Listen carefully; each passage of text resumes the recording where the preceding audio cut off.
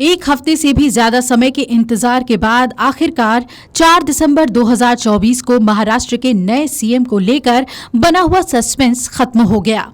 मुख्यमंत्री को लेकर सभी अटकलें सही साबित हुई और एक बार फिर बीजेपी ने देवेंद्र फडणवीस को सीएम बनाया। इस घोषणा के बाद शपथ ग्रहण समारोह की तैयारियां भी शुरू हो गई हैं, लेकिन इस ऐलान के बाद एक सवाल भी उठ रहा है। इस पर राजनीतिक गलियारों में काफी चर्चा भी हो रही है और वो सवाल ये है कि आखिर बीजेपी ने महाराष्ट्र में मध्य प्रदेश, राजस्थान और हरियाणा जैसा फॉर्मूला क्यों नहीं अपनाया? यहाँ पार्टी ने किसी नए चेहरे को मौका क्यों नहीं दिया? आइए आपको कुछ पॉइंट्स में ये समझाने की कोशिश करते हैं और इस सवाल का जवाब ढूंढने की कोशिश करते हैं। किन वजहों से नहीं लागू हुआ नया फॉर्मूला? महाराष्ट्र की राजनीति की बात करें तो देवेंद्र फडणवीस की गिनती अनुभवी और साफ सुथरे छवि वाले नेताओं में होती है। वो 6 बार से विधायक चुनाव जीत चुके हैं और संगठन से लेकर सरकार तक में अहम भूमिका निभा चुके हैं। इनकी हर वर्ग और क्षेत्र में एक अच्छी पैठ मानी जाती है। फडणवीस शिंदे सरकार से पहले 2014 से 2019 तक महाराष्ट्र के मुख्यमंत्री रह चुके हैं। उन्होंने दूसरी बार अक्टूबर 2019 में सीएम पद की शपथ ली थी, लेकिन शिवसेना के समर्थन वापस लेने की वजह से 3 दिन के बाद उन्हें इस्तीफा देना पड़ा था। एकनाथ शिंदे जब कई विधायकों को तोड़कर अपने साथ लाए तो बीजेपी ने उनके साथ मिलकर सरकार बनाई और इसमें फडणवीस डिप्टी सीएम बनाए गए। बार बार बड़ी जिम्मेदारी मिलना बताता है कि फडणवीस की लोकप्रियता महाराष्ट्र में किस कदर है। उद्धव ठाकरे के सीएम बन जाने के बाद बीजेपी जब विपक्ष में आई तब भी फडणवीस ने अच्छा काम किया। फडणवीस विपक्ष के नेता थे, तब उन्होंने कोरोना काल में अव्यवस्थाओं से लेकर भ्रष्टाचार से जुड़े मामलों को लेकर उद्धव सरकार पर काफी हमला किया था। उनके हमलों की वजह से उद्धव सरकार कई बार बैकफुट पर दिखी।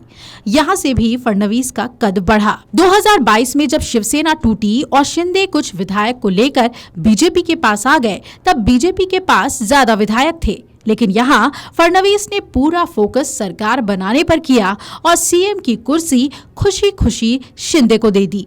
वो डिप्टी सीएम बने रहे। उन्होंने पार्टी आला कमान के फैसले का भी विरोध नहीं किया। इससे भी उनकी छवि एक अच्छे नेता के तौर पे बनी। विधानसभा चुनाव 2024 में भी फडणवीस ने महायुति के सामने आई तमाम चुनौतियों का डटकर सामना किया और अच्छा समाधान निकाला। बात चाहे शिवसेना और एनसीपी के साथ सीट शेयरिंग की हो या फिर स्थानीय मुद्दों को उठाने की, हर जगह फडणवीस ऑलराउंडर बनकर उभरे। उनके नाम पर बीजेपी विधायक दल की बैठक में मुहर लग गई। इसके बाद खुश नजर आ रहे थे फडणवीस और तब उन्होंने कहा कि मैं सभी को धन्यवाद देता हूं कि उन्होंने मुझे चुना है। उन्होंने कहा कि चुनाव में एक बात सबके सामने रखी गई, एक हैं तो सेफ हैं। फडणवीस ने कहा कि हम एकजुट हैं। महाराष्ट्र के मुख्यमंत्री एकनाथ शिंदे और अजीत पवार का दिल से धन्यवाद प्रकट करता हूं। फडणवीस ने कहा कि हम किसी एक को लेकर नहीं चल रहे हैं, हमें सभी को लेकर चलना है। उन्होंने ये भी कहा कि हमें संविधान में अंबेडकर जी ने जो अधिकार दिया है वो हमारे लिए बहुत बड़ा है। आज नरेंद्र मोदी के नेतृत्व में यह भारत तैयार हो रहा है। इतना बड़ा जनादेश हमें जनता ने दिया है।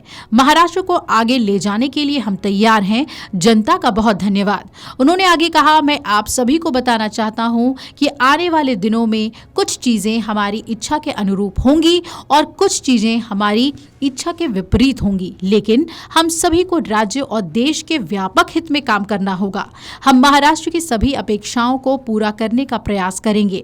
अंत में मैं प्रधानमंत्री मोदी का धन्यवाद देता हूं। आपको बता दें कि महाराष्ट्र विधानसभा चुनाव नतीजों की घोषणा 23 नवंबर को हुई थी। इस चुनाव में बीजेपी, एकनाथ शिंदे की शिवसेना और अजीत पवार की एनसीपी ने प्रचंड जीत हासिल की। इसके बाद से ही मुख्यमंत्री पद को लेकर सस्पेंस गहराया रहा।